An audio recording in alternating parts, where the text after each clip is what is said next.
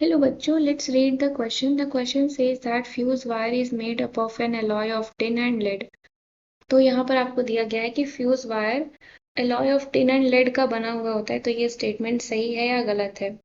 तो यहाँ पर की कॉन्सेप्ट हम सबसे पहले मेंशन करते हैं। की कॉन्सेप्ट यहाँ पर आपका क्या होगा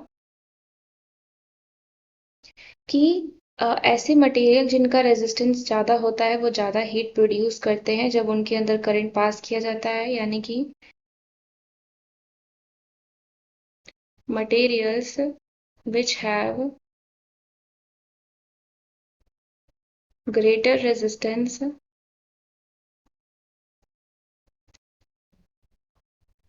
produce more heat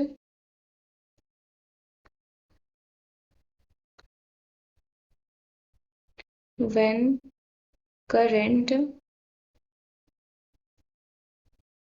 is या फिर करंट जब उनमें फ्लो होता है तब फ्लोज थ्रू देम। अगर हाई रेजिस्टेंस का मटेरियल है और अगर उसमें हम करंट पास आउट करा रहे हैं तो वो ज़्यादा हीट प्रोड्यूस होगा in comparison to other metals. In comparison to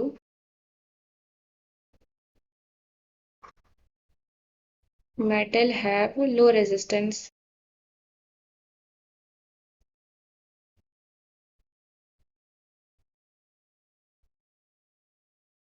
material जिसका मेल्टिंग पॉइंट कम होगा वो मेल्ट हो जाएगा उससे पहले जिस मेटल का मेल्टिंग पॉइंट हाई होगा।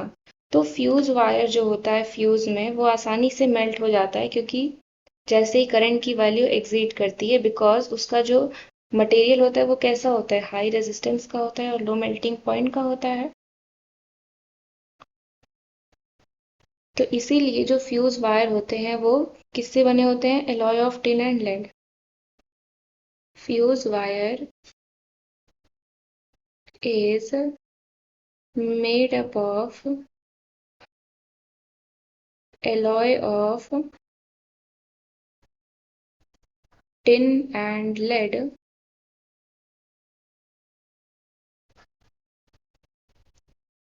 due to their high resistance and low melting point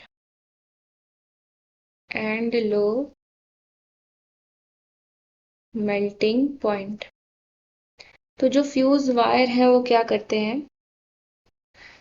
fuse wire हमको प्रोटेक्ट करते हैं शॉर्ट सर्किट से। जब भी कोई शॉर्ट सर्किट या फिर इलेक्ट्रिकल ब्रेकेज या फिर डैमेज होता है तो जो फ्यूज वायर उनके अंदर डाला जाता है वो हमें उस चीज़ से बचाते हैं और वो एक इलेक्ट्रिकल बैरियर क्रिएट करते हैं human body and electrical circuit के बीच में। तो जो फ्यूज वायर है वो alloy of tin and lead का बना होता है क्योंकि ऐसा करने से उसकी जो रेजिस्टेंस होती है वो ज़्यादा हो जाती है और उसकी मेल्टिंग पॉइंट कम रहती है।